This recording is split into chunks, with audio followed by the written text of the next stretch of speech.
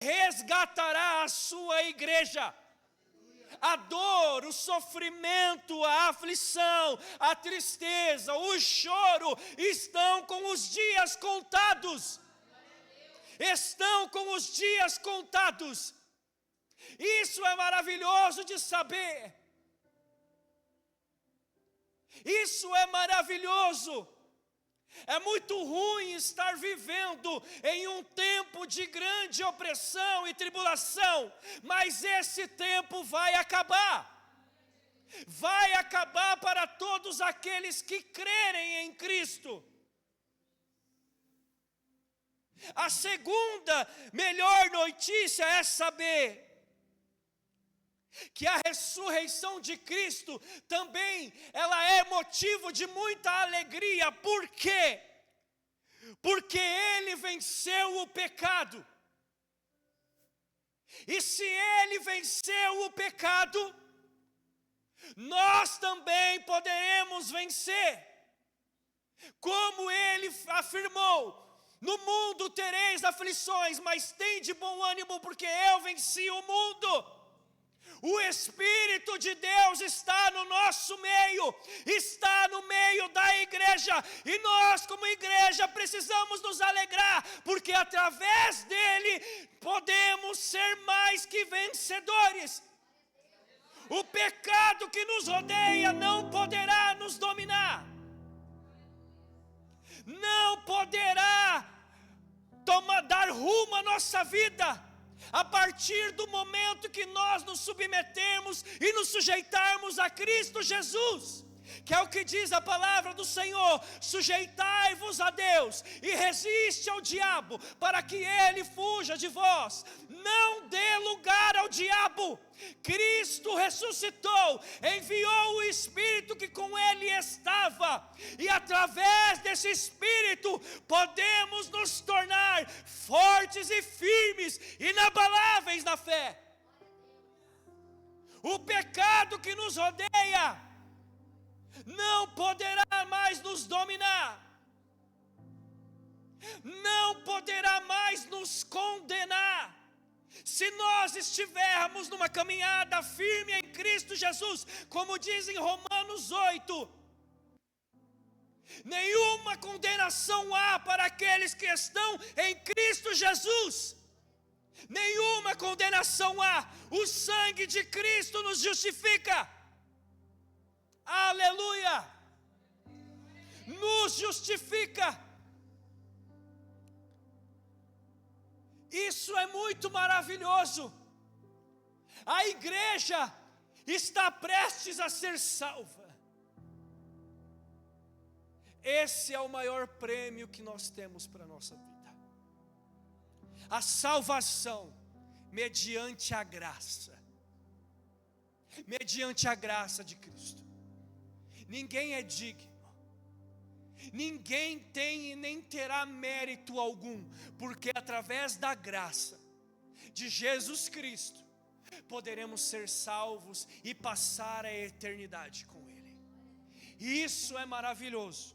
Porém, em meio a essa notícia maravilhosa, tem coisas que no meio cristão e no meio da população tem gerado preocupação. Gerado preocupação em quê, pastor? Gerado preocupação no sentido em que Cristo verdadeiramente tem relevância na vida do ser humano. A relevância que Cristo verdadeiramente tem na vida de uma pessoa. A relevância que essa palavra tem na vida de alguém. Não são todos que têm mostrado que essa palavra verdadeiramente é relevante em sua vida. Não são todos, porque a palavra, de certa forma, ela tem se banalizado, tem sido banalizada pelo ser humano. Corrigindo o que eu falei, ela tem se banalizado, a palavra ela não se banaliza. O ser humano que tem banalizado a palavra. Não tem dado crédito. Quando nós lemos o Evangelho de João, alguns versos antes, você vai ver aqui que Jesus, ele ainda não havia sido visto pelos discípulos. Você vai ver que no verso 10, se puder colocar rapidamente aí, capítulo de número 20, verso de número 10 e 11, olha o que vai estar escrito. Só para vocês terem, para nós termos a dimensão. Os discípulos voltaram para casa. Maria, porém, ficou à entrada do sepulcro, chorando. Somente isso. Por que Maria estava chorando? Porque Jesus havia morrido. Jesus havia morrido. Jesus não estava mais no meio do povo. E para aquela mulher, Jesus era muito importante. Não estava de maneira alguma agradável viver sem Jesus. Para Maria, era algo como inaceitável viver sem Jesus. Para ela é como se a vida tivesse perdido o significado. Jesus não está mais no nosso meio. De certa forma, Maria e os discípulos, de certa forma, estavam descrentes, porque o Senhor Jesus havia dito que ressuscitaria. Mas essa é uma expressão que infelizmente não tem sido vista no meio cristão. Porque tem pessoas que têm aceitado viver sem o Espírito Santo tranquilamente. Não chora pela presença. Não busca pela presença. Busca incessantemente pelas coisas do mundo. E não chora pela presença.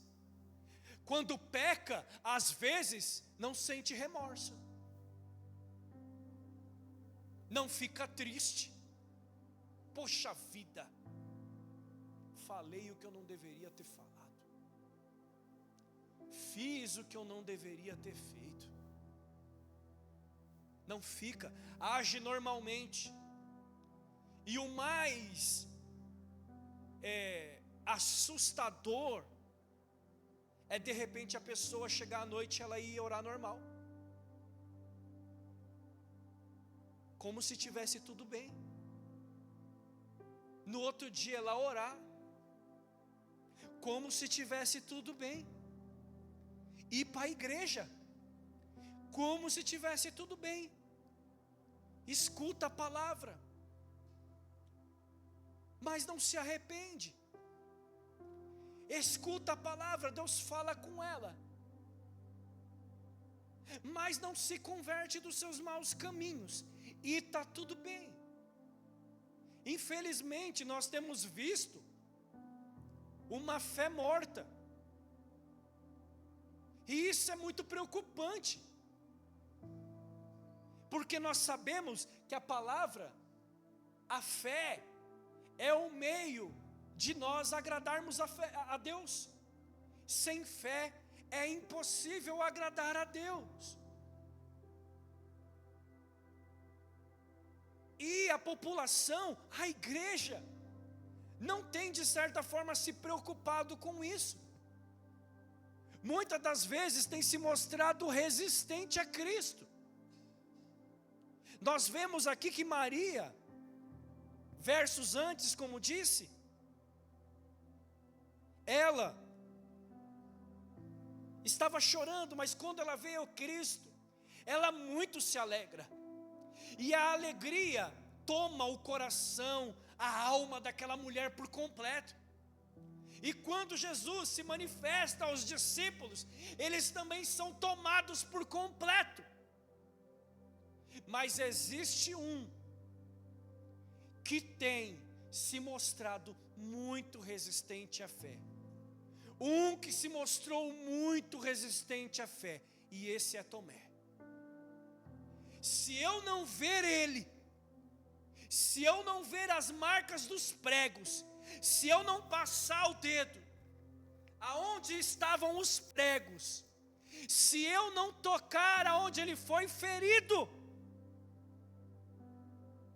eu não crerei. É o que diz o verso de número 25. Ele não creu. E passou-se os dias. Em algumas Bíblias vai dizer que passado alguns dias ele aparece. E em todos esses dias Tomé ficou sem crer. E pelo fato de não crer, esse homem que poderia ser tomado de grande alegria e de grande paz em seu coração, em sua alma, viveu talvez todos os dias entristecido, desanimado, uma vida sem significância alguma. E infelizmente esse é um ponto aonde muitos têm deixado a desejar ao Senhor, a falta de fé, porque as pessoas estão se limitando a querer ver, se eu não ver, pastor, eu não vou fazer, se eu não ouvir, pastor, eu não vou fazer, se tornando céticas.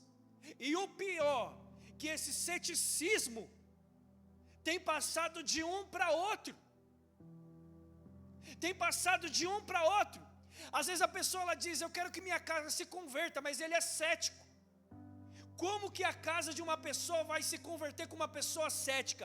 Uma pessoa que é resistente, uma pessoa que não se dobra diante de Cristo. Como? Quando nós falamos sobre Tomé, nós não estamos falando de qualquer pessoa, nós estamos falando de um dos 12 discípulos. E o que esse discípulo viu como tantos outros? Esse discípulo viu curas, ele viu. Esse discípulo, ele viu libertações, ele viu morto ressuscitar, ele viu milagres, ele viu. Mas em um certo momento, esse discípulo, esse Tomé, se encontra descrente. Tantos prodígios, milagres realizados, e que ele viu por tanto tempo. Imagine você ouvir uma voz soar: eis o meu filho em quem me comprazo. Quantos não foram os sinais? Esse homem, diante de tanto tempo, diante de tantos sinais, se encontra descrente.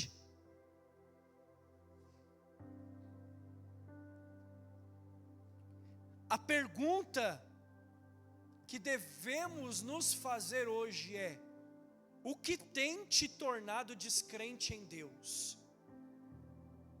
Sabe qual é a resposta? Você sabe. Cada um de vocês e eu sabemos o que tem nos levado a nos tornar descrentes.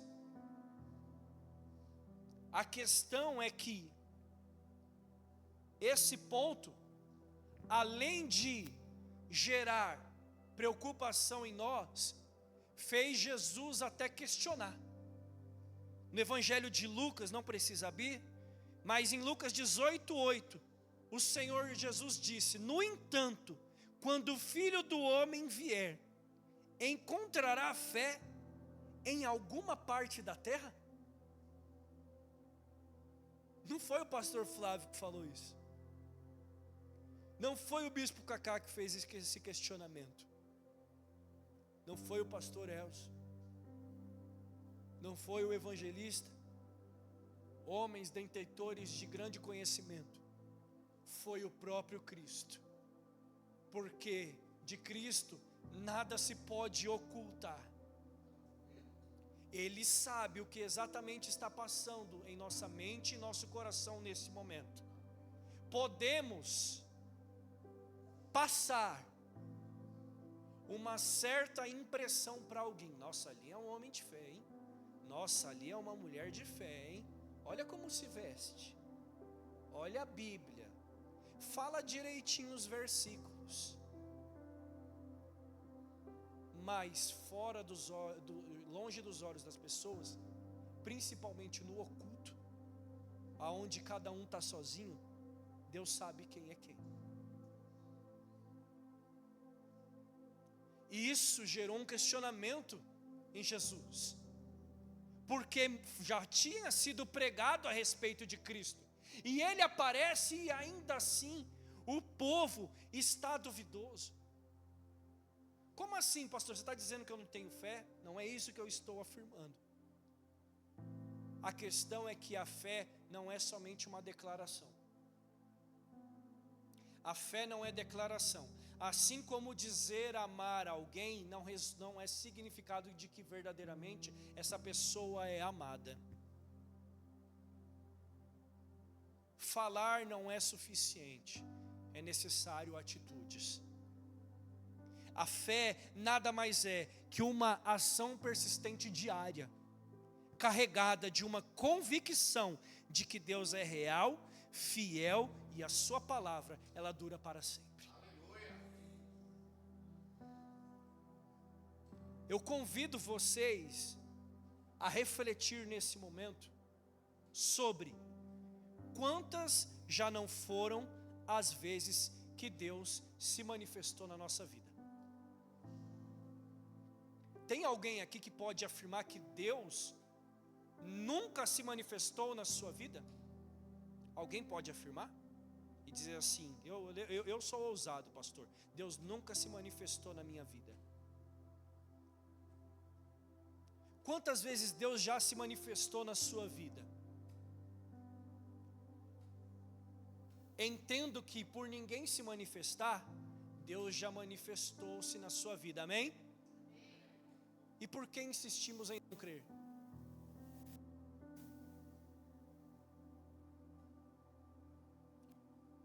Uma outra pergunta: quantas já não foram as vezes em que Deus se manifestou na vida do próximo? Tudo bem, nós não andamos com os discípulos. Nós não andamos com os discípulos, nós não andamos com Jesus em carne e osso.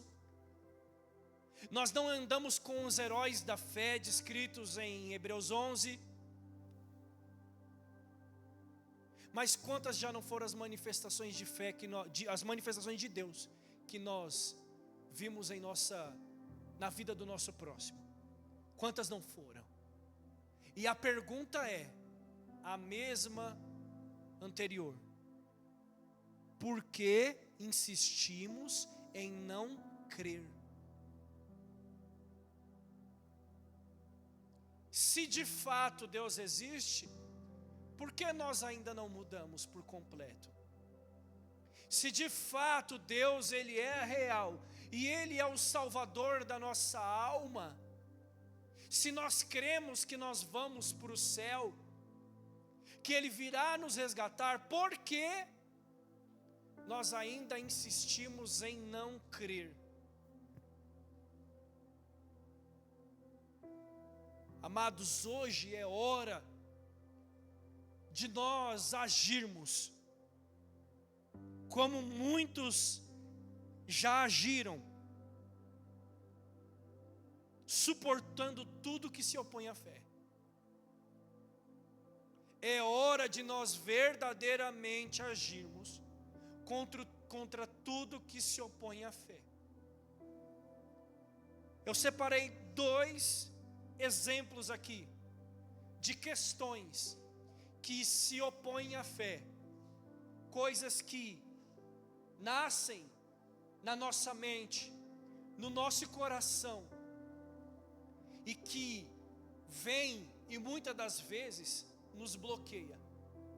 Porque, segundo o que diz Hebreus, a fé, Hebreus 11, a fé é o firme fundamento do que se espera e a convicção de fatos que não se vê. Ora, sem fé É impossível agradar a Deus, pois é necessário que aquele que se aproxima de Deus creia que Ele existe e é galardoador daquele que o busca. Essa é a fé, é a convicção, é a certeza de que Ele não somente existe, mas que Ele será presente na minha vida. Essa é a verdadeira fé. E quando nós temos e cremos nessa fé, nós mudamos por completo. Por completo.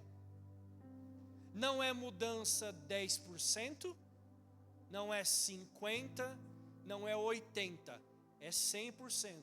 Porque se você resiste ao Senhor, então você não tem fé. E se você não tem fé, você não agrada a Deus. E se você não tem fé, você não crê na ressurreição de Cristo. Como diz na primeira carta aos Coríntios, capítulo de número 15. Se a gente não crê na ressurreição de Cristo, nós somos os mais infelizes. Se eu não creio no que eu falo, pode ter certeza, seremos os mais infelizes. E de nada presta a nossa pregação, bispo. De nada presta nós virmos aqui falar da palavra de Deus. Mas se nós cremos, nos arrependemos. Se nós cremos, confessamos os nossos pecados. Porque é através do sangue de Cristo que nós somos remidos e lavados e purificados e justificados para a salvação eterna. Então a fé, ela é convicção, é certeza, não há sombra de dúvidas. Porém, existem alguns fatores opositores à fé, que nós precisamos nos preocupar e nos afastar disso. E se você chegou com isso aqui, é hora de você abrir mão hoje, para que você tenha verdadeiramente uma fé genuína. Creia no verdadeiro Cristo e esteja preparado para a vinda de Cristo, a qual nós não sabemos em que momento, horário vai ocorrer. Um dos fatores opositores a Cristo é insegurança e medo. Insegurança e medo tem sido um dos opositores à fé. Por quê? Porque por conta da insegurança, tem pessoas que não se entregam por completo a Cristo. Tem pessoas que pela insegurança e pelo medo não agem verdadeiramente com fé. E não seguem a Cristo.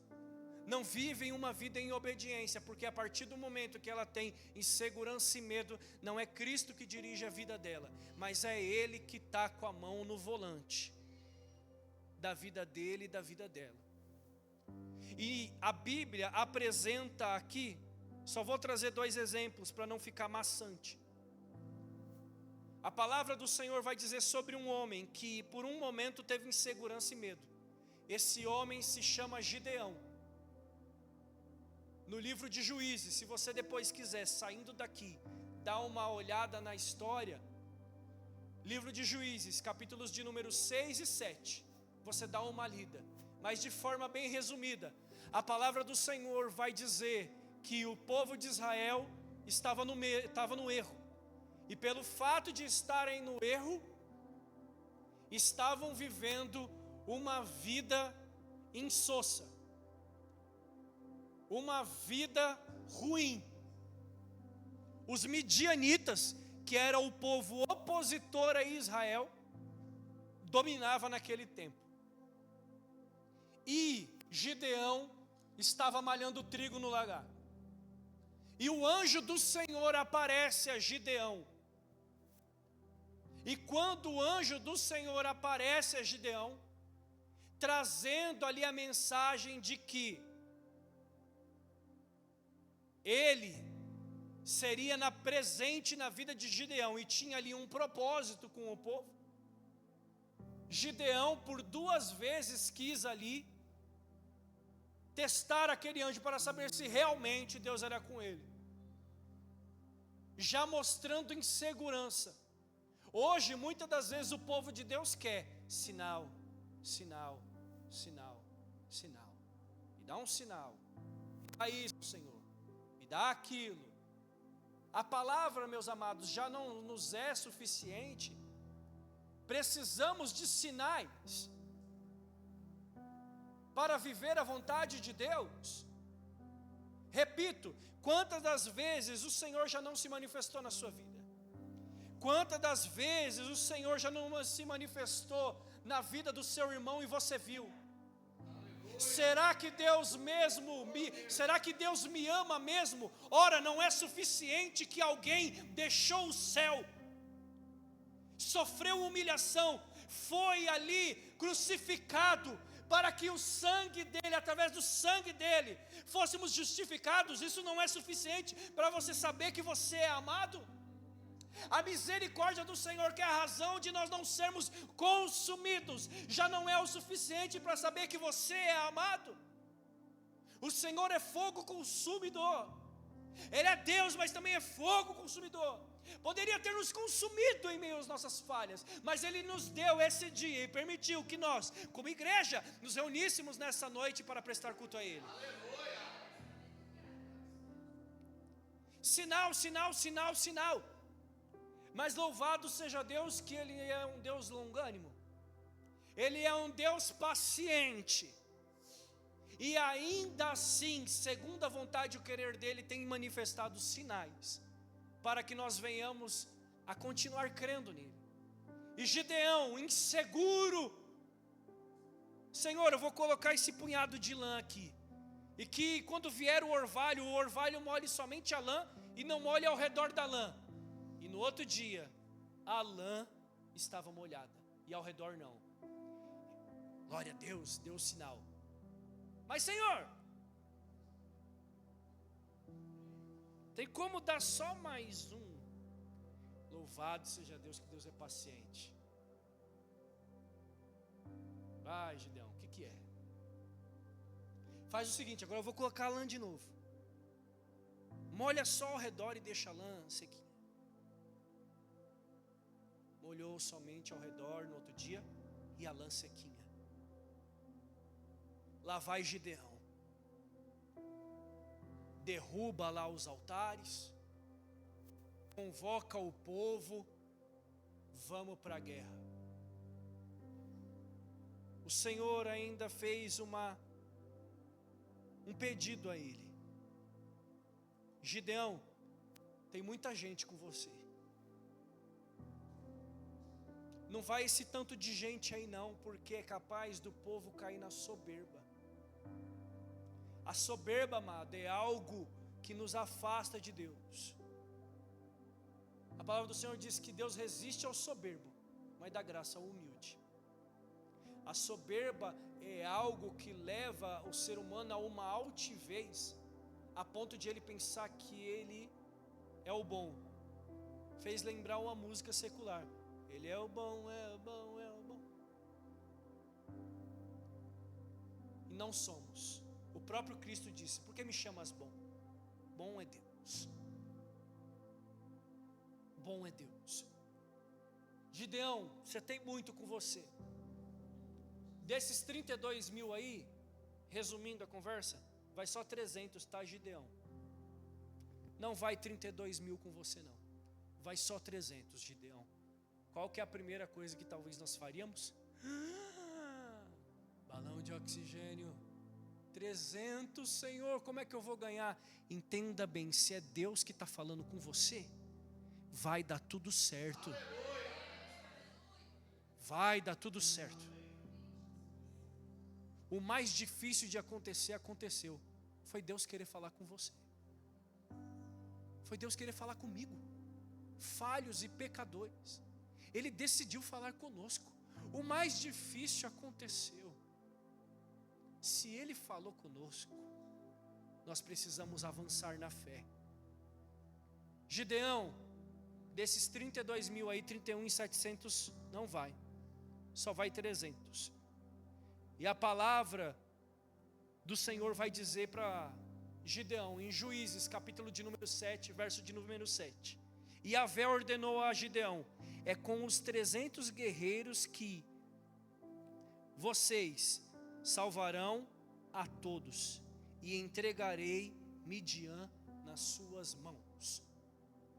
Ainda no mesmo capítulo, no verso de número 13 e 14, o Senhor vai dizer alguns versos antes para Gideão: Gideão, se você ainda tem medo, sobe. E não podemos resistir à fé. Como exemplo sobre uma pessoa que sentiu desconforto em exercer a fé, foi Naamã. Um homem que nem pertencia ao povo de Israel. Um homem leproso. Um homem que, segundo a palavra, era um homem de muitos valores. Um homem do alto escalão do exército adversário. E que em um determinado momento levou uma criança do povo de Israel. E essa criança fez uma afirmação sobre: se esse homem conhecesse o profeta. Esse homem ficou curioso. Ficou curioso a respeito desse profeta. E procurou esse profeta, no caso Eliseu. E o que ele descobre é algo maravilhoso: que o impossível era possível. Aleluia. Algo que nós sabemos hoje, que tudo é possível àquele que crê. Amém, é isso aí, igreja de fé. Eu sei, deve estar maçante a pregação do pastor, né? Vou acabar já. Porque diante de saber que tudo é possível àquele que crê, eu ficaria muito feliz. Mas amém, mas amém, mas amém. E é interessante falar sobre isso, sabe, pessoal? Sabe por quê? Porque tem pessoas em outras crenças que, quando sabe que algo é possível, sai de casa 3 horas da manhã e faz coisas inimagináveis. Sai 3 horas da manhã, coloca a mão em coisa impura, abre mão da vaidade, se é que vocês me entendem, raspa a cabeça, bebe coisa que não era para beber. O descrente faz isso, tem muito temor. Mas se é para o crente colocar a cadeira do lado, já faz bico. Precisamos melhorar, e muito, muito, muito. Não é à toa que a palavra fala que os filhos das trevas são mais prudentes que os filhos da luz. Uma afirmação bíblica. Naamã descobre que a lepra dele poderia ser curada. E ele foi dito: vai lá e mergulha 7 vezes no Jordão. Esse homem ficou de coração endurecido. Não teria outro rio para ir. Meu amado, diante da circunstância em que nós sabemos que somos indignos da salvação, que somos salvos pela graça, de que há uma eternidade te esperando, por que nós ainda temos tanta resistência à fé? Sabemos do que nós receberemos algo do qual não se pode comprar, não se pode adquirir. Naamã estava resistindo a mergulhos no Jordão, e os servos, os amigos que estavam com ele, disse lá em 2 Reis 5,13: contudo seus servos, aproximando-se dele, aconselharam: Aba, meu pai e mestre, mesmo que o profeta te houvesse ordenado algo difícil, não o terias realizado? Quanto mais agora que ele simplesmente te orienta: levanta-te e ficarás purificado. Meu amado, Quantas vezes antes da fé nós fizemos coisas absurdas, que nem se compara muitas das vezes ao que Deus está pedindo para a gente fazer hoje. Nós vemos no próprio ministério de Cristo, um cobrador de impostos, fazia ali falcatruas financeiras. Esse cara aceitou andar com Cristo e tirou todo, e sem se importar com a grandeza que ele tinha. Nós vemos Paulo, que abriu mão da posição dele, da veneração de quem ele era. Considero tudo como esterco, porque ganhei o prêmio da salvação. Aleluia. Quantas coisas, meu amado, nós não fizemos, e às vezes estamos resistindo a coisas que são tão simples de fazer. Por exemplo, a pessoa que agiu de má fé com a outra, roubou fulano de tal. Que coisa horrível. Conseguiu roubar, mas não consegue perdoar.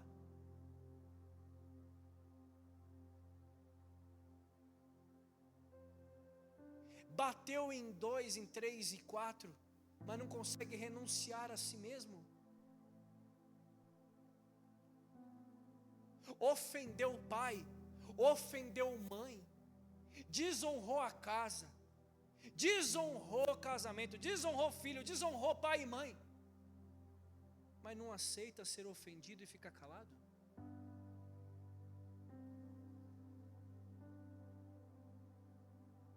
Naamã decidiu deixar os pensamentos e convicções dele de fora.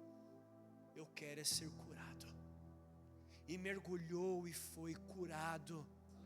Teve fé. Nunca tinha visto profeta. Olha isso. Nunca viu o profeta. Nem foi recebido pelo profeta. Imagina o cara aqui, né? Eu quero falar com o bispo Cacá. Aí lá de dentro grita a pastora Camila: vai mergulhar. Pô, o cara nem me recebeu.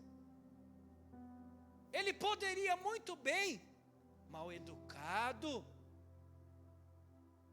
Isso é profeta? Isso cura? Olha as resistências sendo criadas no coração. Olha, barreiras no coração, barreiras na mente. Mas espera aí, eu quero ser curado.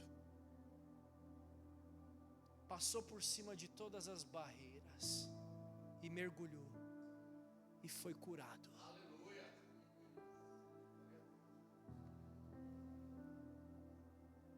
Tomé: eu só creio se eu ver. Eu só creio se eu ver Jesus. E engraçado que o primeiro sinal, sem Jesus ter falado nada, ele já teve, porque a porta estava trancada. E Jesus, plim! Ele poderia falar para Tomé: você quer mais alguma coisa?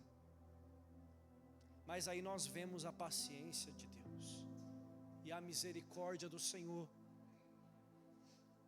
Você quer me ver, né, Tomé? Tá bom, tá me vendo?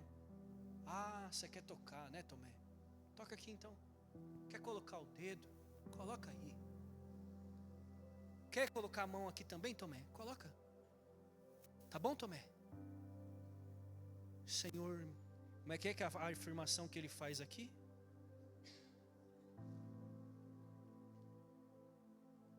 Senhor meu e Deus meu.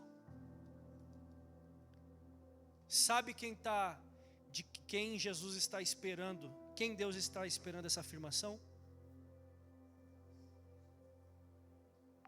Já foi 3, 4. Senhor Deus, Senhor meu e Deus meu. Meu amado, não tem problema se você chegou aqui como Tomé. O problema é você sair daqui como Tomé. Esse é o problema. Ele quis ver, ele quis tocar. E o Senhor teve paciência com ele. Só que o Senhor está chamando a nossa atenção hoje. Abandona esse ceticismo que você tem. Abandona hoje. Eu só vou obedecer a Deus se Ele fizer primeiro. Eu só vou obedecer a Deus se ela fizer primeiro. Para com isso. Para com isso. Porque Deus já tem se mostrado muito paciente conosco. Muito paciente. Se eu ver Deus, eu faço. Para com isso, meu irmão. Para com isso, minha irmã. Inúmeros já têm sido sinais para você hoje sair daqui um Tomé crente. Porque depois dessa afirmação aqui de Tomé, nós não vemos mais a palavra dizendo que Tomé voltou atrás, que Tomé decidiu viver o mundão, que Tomé ficou meio cá, meio lá. Será que era Deus mesmo? Porque tem muita gente que fala isso. Será que era Deus mesmo? É hora de parar com isso, meu irmão. É hora de parar com isso, minha irmã. Porque senão você vai ver Deus. E tá certo que você vai ver Deus, sabia? Você sabia que você vai ver Deus? Só que para uns, Deus vai dizer assim: aparta-te para o gozo eterno. E para você, que porventura ainda resiste, você vai ver Jesus. Você vai ver Ele. E Ele vai dizer para você que resiste à fé: apartai-vos de mim, que eu não vos conheço.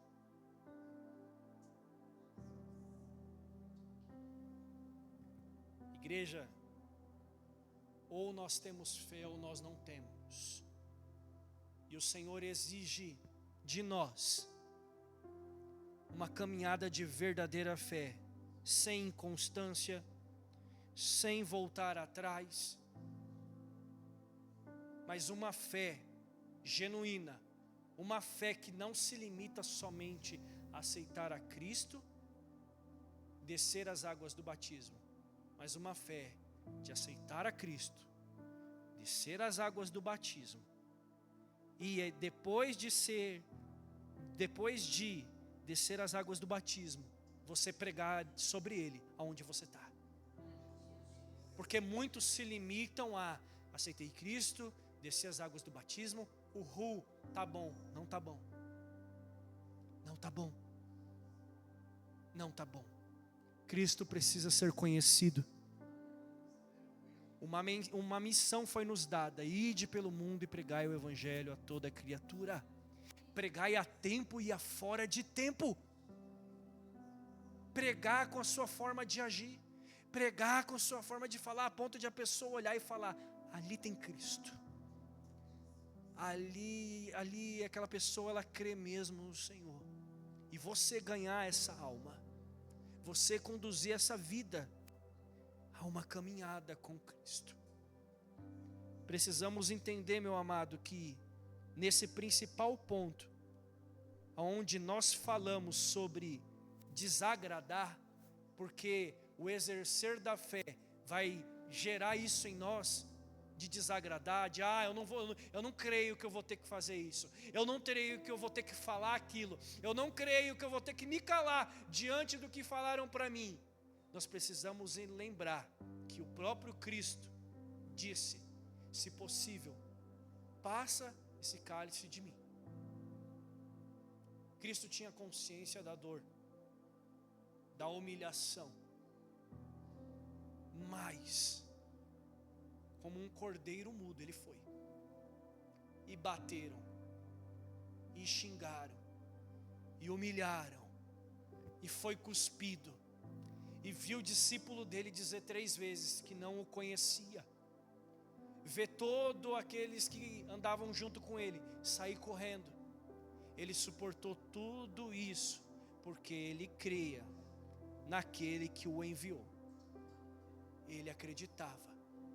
E nós não podemos fazer diferente. Se verdadeiramente nós cremos, é necessário que venhamos a agir sem ver nada. porque os sinais, as manifestações já foram suficientes, já são suficientes, até para os escribas e fariseus, que eram estudiosos da palavra. O Senhor disse: não vou mostrar sinal nenhum para vocês, a não ser o sinal de Jonas. E ele mostrou, e ao terceiro dia, ele ressuscitou. É necessário nós sairmos daqui hoje, plenamente convictos da fé, convictos da ressurreição de Cristo, e que verdadeiramente Ele voltará para resgatar a tua igreja para a eternidade. Se coloque de pé no nome do Senhor Jesus Cristo.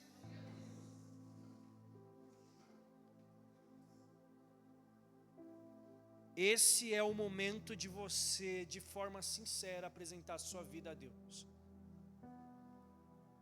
Não dá para ficar escondendo nada do Senhor. Se você, como Gideão,